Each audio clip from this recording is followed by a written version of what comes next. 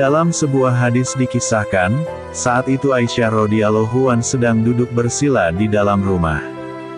Tiba-tiba Rasulullah Shallallahu Alaihi Wasallam datang dan masuk sambil memberi salam kepadaku.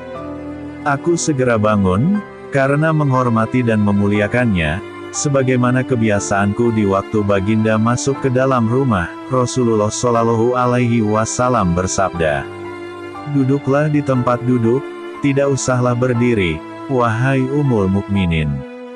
Maka Rasulullah pun duduk, sambil meletakkan kepalanya di pangkuanku, lalu baginda berbaring dan tertidur. Maka aku hilangkan uban pada janggutnya, dan aku dapat 19 rambut yang sudah putih, lalu terfikirlah dalam hatiku, dan aku berkata, sesungguhnya baginda akan meninggalkan dunia ini sebelum aku, sehingga tetaplah satu umat yang ditinggalkan oleh nabinya. Maka aku menangis, sehingga mengalir air mataku, jatuh menitis pada wajah baginda. Baginda terbangun dari tidurnya seraya bertanya, "Apakah sebabnya sehingga engkau menangis wahai Ummul Mukminin?" Waktu aku ceritakan kisah tadi kepadanya, lalu Rasulullah pun bertanya, "Keadaan bagaimanakah yang hebat bagi mayat?" Kataku, "Tunjukkan wahai Rasulullah." Rasulullah berkata, "Engkaulah yang katakan." Kemudian Aisyah radhiyallahu anha menjawab, "Tidak ada keadaan lebih hebat bagi mayat, ketika keluarnya mayat dari rumahnya, di mana anak-anaknya sama-sama bersedih hati di belakangnya. Mereka sama-sama berkata, 'Aduhai ayah, aduhai ibu.' Ayahnya pula mengatakan, 'Aduhai anak.' Rasulullah berkata lagi, 'Itu juga termasuk hebat. Maka, manakah lagi yang lebih hebat daripada itu?' Aisyah menjawab, 'Tidak ada hal yang lebih hebat daripada mayat, ketika ia diletakkan ke dalam liang lahat, dan ditimbuni tanah di atasnya. Kaum kerabat semuanya kembali, begitu pula dengan anak-anak dan para kekasihnya semuanya kembali. Mereka menyerahkan kepada Allah berserta dengan segala amal perbuatannya.' Kemudian Rasulullah bertanya lagi, 'Adakah lagi yang lebih hebat daripada itu?' Jawab Aisyah, 'Hanya Allah dan Rasul-Nya saja yang lebih tahu.' Maka Rasulullah Shallallahu Alaihi Wasallam bersabda, 'Wahai Aisyah, sesungguhnya sehebat-hebat keadaan mayat ialah ketika orang yang memandikan masuk ke rumahnya untuk memandikannya. Maka keluarlah cincin di masa remaja dari jari-jarinya, dan ia melepaskan pakaian pengantin dari badannya.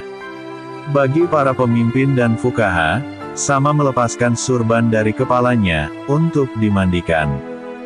Dikala itu ruhnya memanggil, ketika ia melihat mayat dalam keadaan telanjang, dengan suara yang seluruh makhluk mendengar, kecuali jin dan manusia, yang tidak mendengar. Maka, ruh berkata, 'Wahai orang yang memandikan, aku minta kepadamu karena Allah, lepaskanlah pakaianku dengan perlahan-lahan, sebab di saat ini aku baru saja lepas dari kesakitan sakaratul maut.' Dan apabila air disiramkan, maka mayat akan berkata, 'Wahai orang yang memandikan, janganlah engkau menyiram air dalam keadaan yang panas, dan janganlah pula dalam keadaan sejuk, karena tubuhku terbakar dari sebab lepasnya ruh.' Dan jika mereka memandikan, maka berkata ruh, 'Demi Allah, wahai orang yang memandikan, janganlah engkau gosok tubuhku dengan keras, sebab tubuhku luka-luka dengan keluarnya ruh.' Apabila telah selesai dimandikan, dan diletakkan pada kain kafan, serta kedua telapaknya sudah diikat, maka mayat akan memanggil, 'Wahai orang yang memandikanku, janganlah engkau kuat-kuat dalam mengafani kepalaku, sehingga aku tidak dapat melihat wajah anak-anakku dan kaum keluargaku, sebab ini adalah penglihatan terakhirku pada mereka.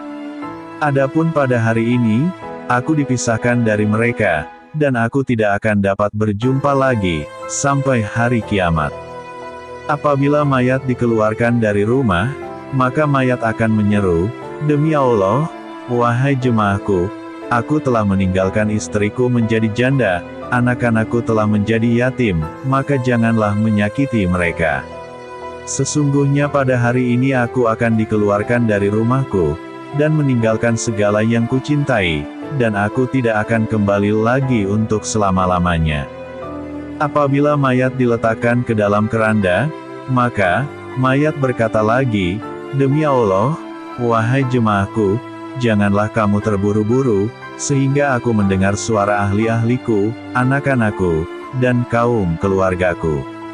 Sesungguhnya hari ini ialah hari perpisahanku dengan mereka, sampai hari kiamat."